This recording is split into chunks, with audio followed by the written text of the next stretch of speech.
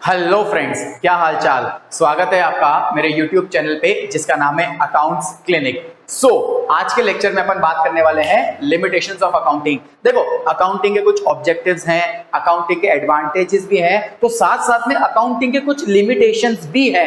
अच्छा sir, limitations का मतलब क्या होता है? लिमिटेशंस का मतलब होता है किसी चीज की हद, किसी चीज की सीमा। तो अकाउंटिंग की भी कुछ लिमिटेशंस है, अकाउंटिंग की कुछ हदें हैं। ओके, स्टार्ट करते हैं। सबसे पहला लिमिटेशन है, it is based on personal judgement. ध्यान से सुनना, अपन बात कर रहे हैं लिमिटेशन की, तो अकाउंटिंग का सबसे पहला लिमिटेशन है कि accounting is based on personal judgement. अब सर, ये पर्सनल जजमेंट का मतलब क्या होता है? पर्सनल जजमेंट का मतलब होता है अपनी खुद की इच्छा से कोई डिसीजन लेना। पर्सनल जजमेंट का मतलब होता है अपनी खुद की इच्छा से कोई डिसीजन लेना।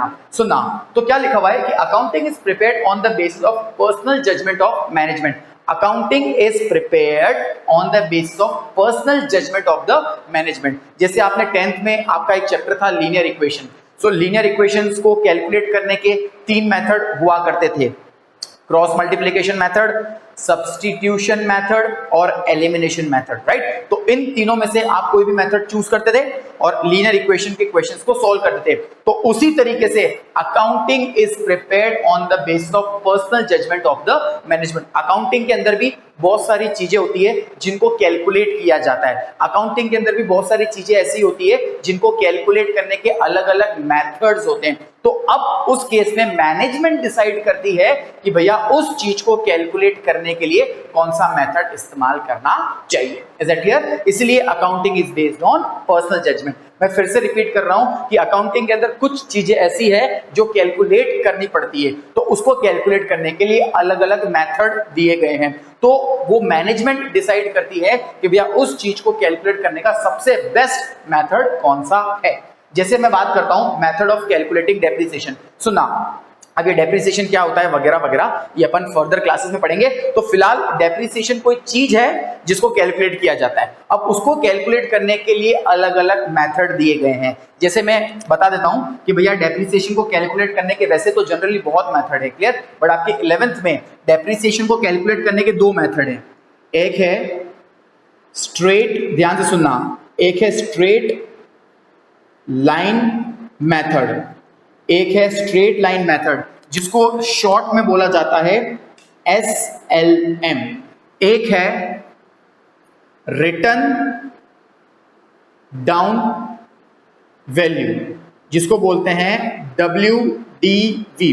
तो आपके 11th में डेप्रिसिएशन को कैलकुलेट करने के 2 मेथड हैं, एक है स्ट्रेट लाइन मेथड और एक है रिटर्न डाउन वैल्यू मेथड। तो अब ये मैनेजमेंट पे डिपेंड करता है कि डेप्रिसिएशन को कैलकुलेट करने के लिए मैनेजमेंट कौन सा मेथड इस्तेमाल करती है, आइदर SLM और रिटर्न डाउन वैल्यू। तो अब मुझे एक बात बताओ, अकाउंटिंग हुई ना बेस्ड ऑन पर्सनल जजमेंट, मतलब it is based on personal judgement कि भैया वो डेप्रिसिएशन को कैलकुलेट करने के लिए कौन सा मेथड इस्तेमाल करती है। तो पहला लिमिटेशन क्लियर हुआ कि accounting is based on personal judgement.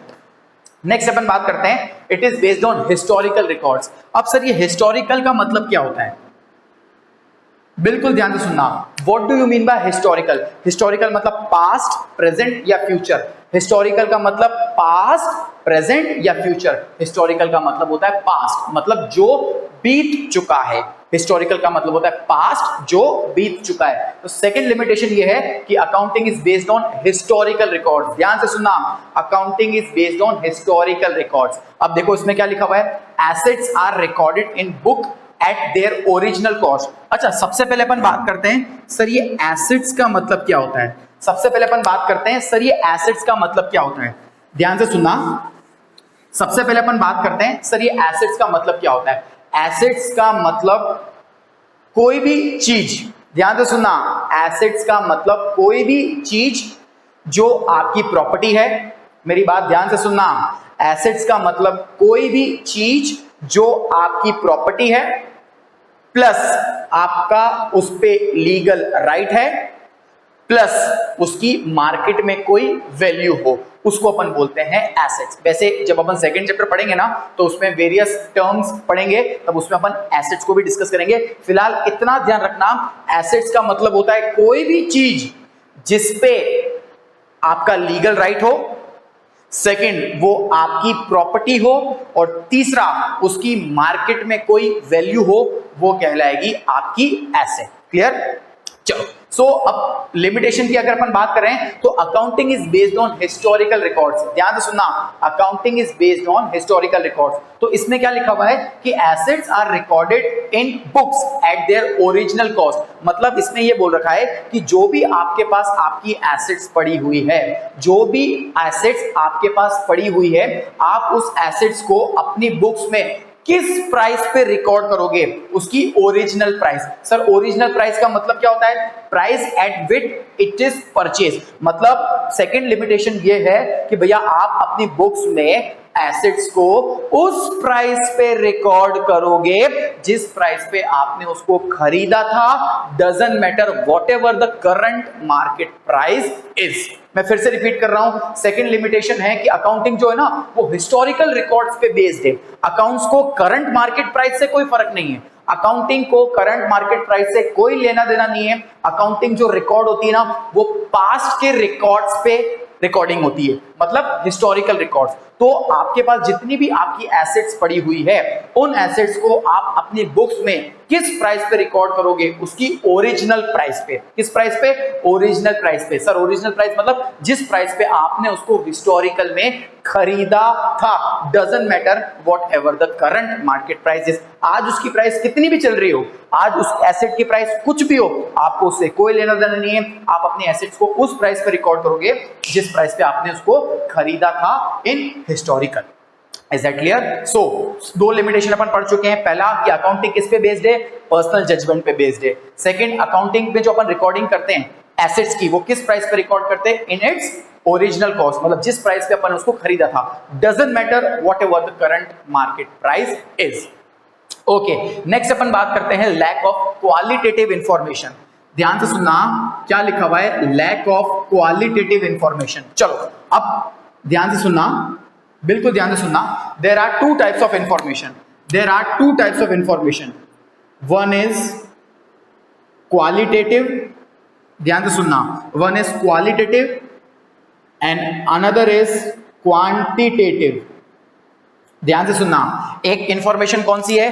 Qualitative, और एक इंफॉर्मेशन कौन सी है? क्वांटिटेटिव। अब दोनों में फर्क क्या है? ध्यान से सुनना, दोनों में फर्क क्या है? अगर मैं बात करूं क्वालिटेटिव की, सुना, अगर मैं बात करूं क्वालिटेटिव की, तो क्वालिटेटिव इंफॉर्मेशन का मतलब होता है ऐसी इंफॉर्मेशन जो किसी चीज की क्वालिटी बताती है।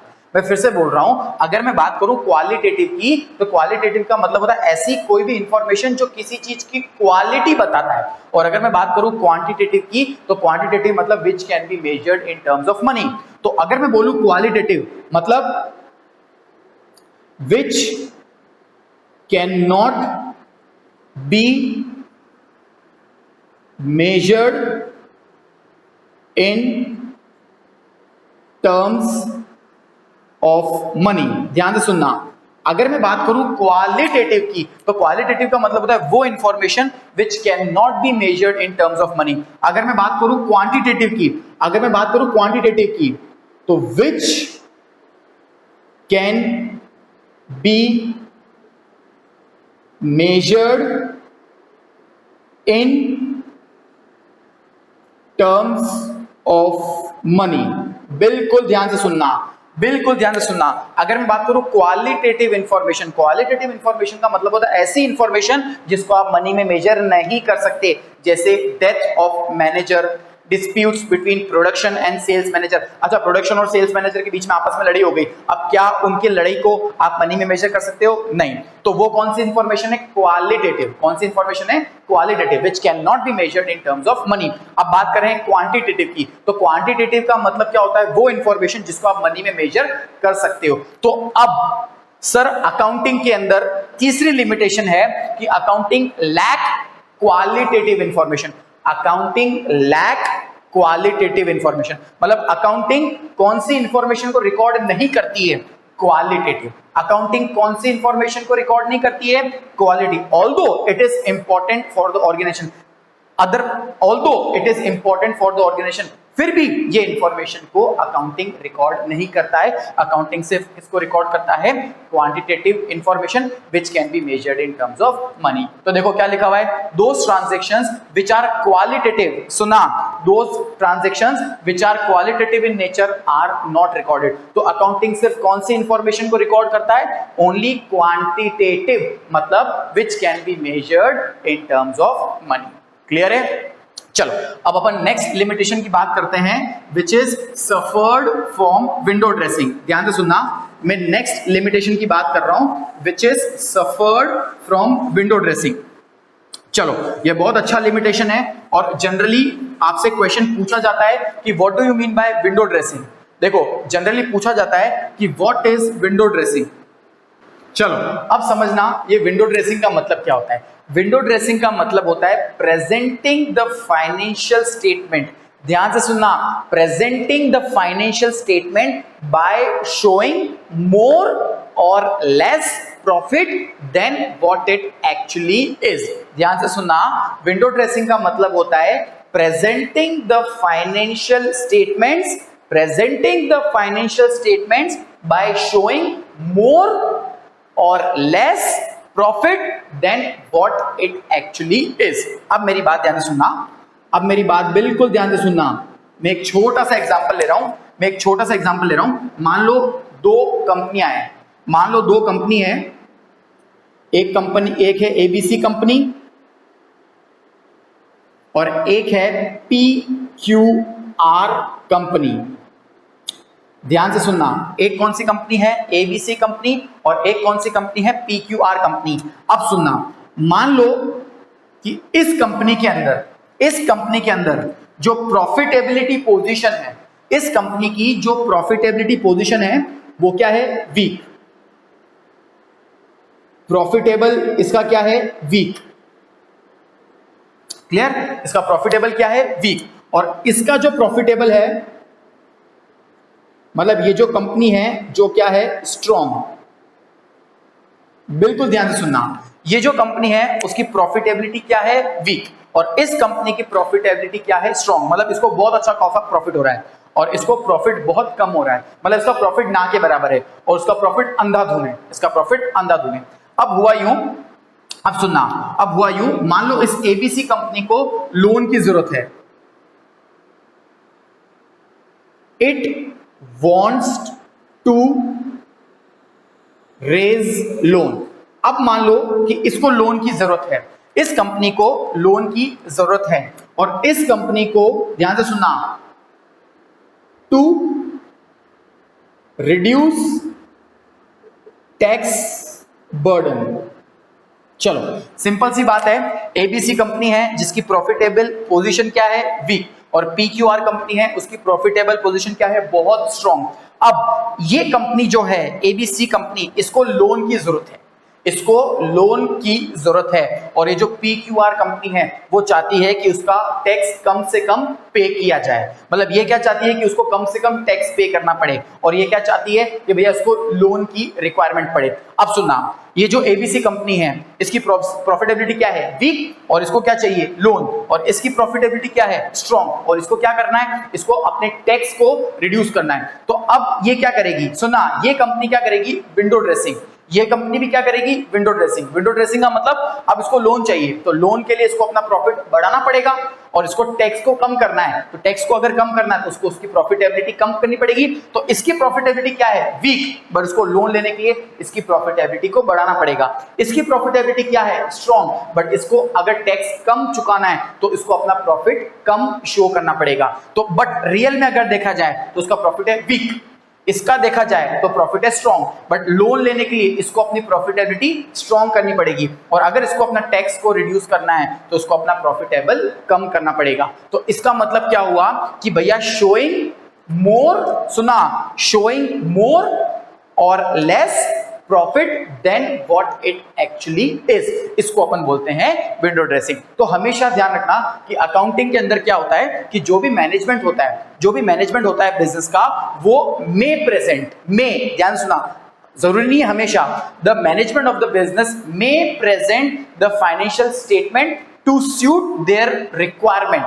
सुनना, होता क्या है कि भैया अकाउंटिंग के अंदर जो भी मैनेजमेंट होता है वो अपनी रिक्वायरमेंट के हिसाब से, क्या करती है, जो भी फाइनेंशियल स्टेटमेंट्स होती है उसके अंदर या तो मोर और लेस प्रॉफिट शो करती है than what it actually is. अब जैसे इसकी रिक्वायरमेंट क्या थी, लोन लेना, तो इसको अपने प्रॉफिट को इंक्रीज करना था, और इसकी रिक्वायरमेंट क्या थी कि ये टैक्स को रिड्यूस करना चाहती है, तो उसके लिए इसको अपनी प्रॉफिटेबिलिटी को कम करना था। तो अब इसकी रिक्वायरमेंट के हिसाब से इसने अपने प्रॉफिट को बढ़ाना है, इसके रिक्वायरमेंट के हिसाब से इसको इसके प्रॉफिट को कम करना है। तो शोइंग मोर और less profit than what it actually is, इसको बोलते हैं विंडो ड्रेसिंग। तो अकाउंटिंग का चौथा लिमिटेशन ये है कि accounting suffer from window dressing. मतलब मैनेजमेंट में जब भी रिक्वायरमेंट होता है तो वो मैनेजमेंट अपने पर्सनल के हिसाब से प्रॉफिट को कम या ज्यादा शो कर सकती है as per their requirement. Clear? सो ये क्या था, चौथा limitation.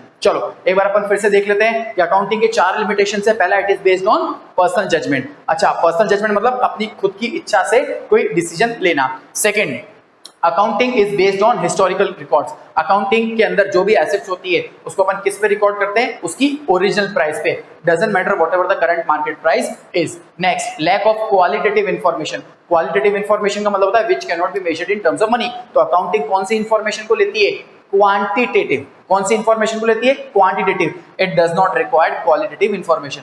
And next, suffer from window dressing. Window dressing का मतलब क्या होता है, शोइंग मोर और less profit than what it actually is to suit the requirement of the management. I hope आपको ये लिमिटेशन अच्छे से समझ में आई होगी। Okay, thank you so much.